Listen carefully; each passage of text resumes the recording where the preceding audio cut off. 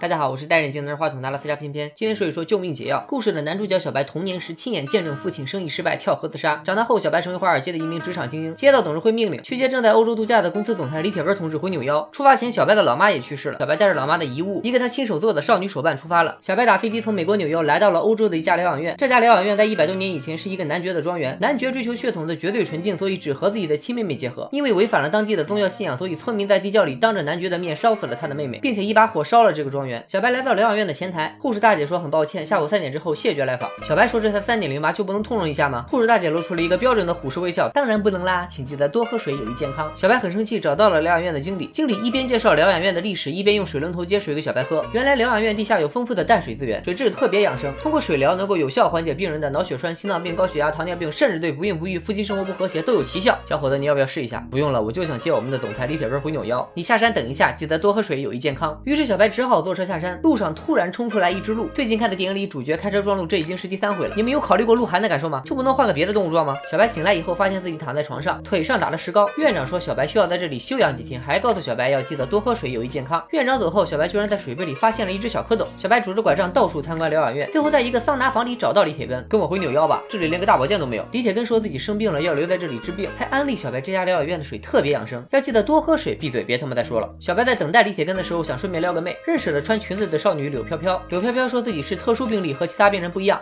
看出来了，你没有眉毛啊？要不要跟我出去兜个风？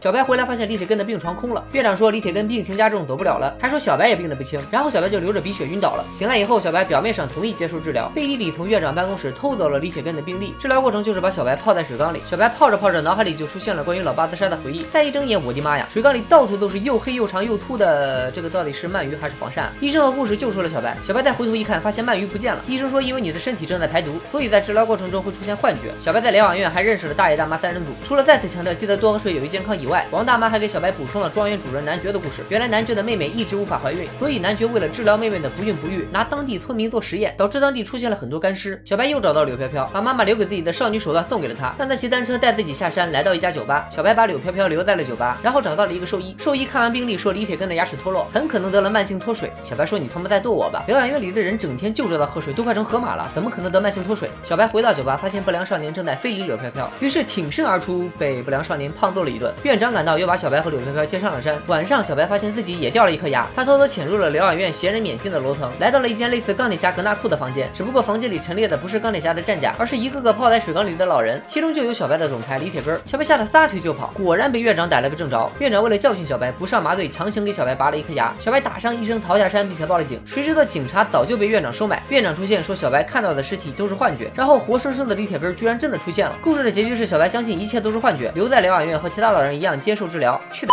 怎么可能是这么坑爹的结局？小白打碎了腿上的石膏，发现自己的腿好了，能小跑了，能垫步了，还能大跳了，说明他的腿根本没有受伤，一切都是疗养院的阴谋。小白来到了地窖，发现了邪恶男爵的各种实验资料，玻璃缸里有很多死去的婴儿，还发现了很多张人皮面具，并且发现工作人员把一具鱼干尸倒进了水池里喂鳗鱼。小白回到疗养院，对所有老人说出了真相：你们根本就没有病，这家疗养院故意在水里下毒，然后拿你们做人体实验。老人们响应了小白的号召，一个接一个的站了起来，然后围起来又把小白胖揍了一顿。原来这些老人早就被院长用药物洗脑了，院长其实就是男爵本人。男爵和妹妹近亲结合，生下了很多畸形儿，后来甚至导致妹妹不育，所以男爵开始做实验，通过鳗鱼净化人体，再用活人炼油炼出精华口服液，还是蓝瓶的，每天只要喝1滴就能恢复生机，延缓衰老。后来因为杀了太多村民被报复，男爵的妹妹被烧死，临死前生下了一个女孩，就是柳飘飘。男爵被大火毁容以后，戴上了人皮面具，把庄园改建成了疗养院，用来度假的老人继续做实验，并且用精华液收买了附近的官员和警察。因为喝精华液能让发育变慢，所以柳飘飘直到现在才来了大姨妈。然后男爵就在疗养院举办了和自己亲生女儿的婚礼。故事的结局是男爵把鳗鱼灌进了小白的嘴里，让小白也成了疗养院的炼油工具，并且被洗脑成了一具行尸走肉。好吧，这依然是个假结局。柳飘飘找到小白，希望小白能带自己离开。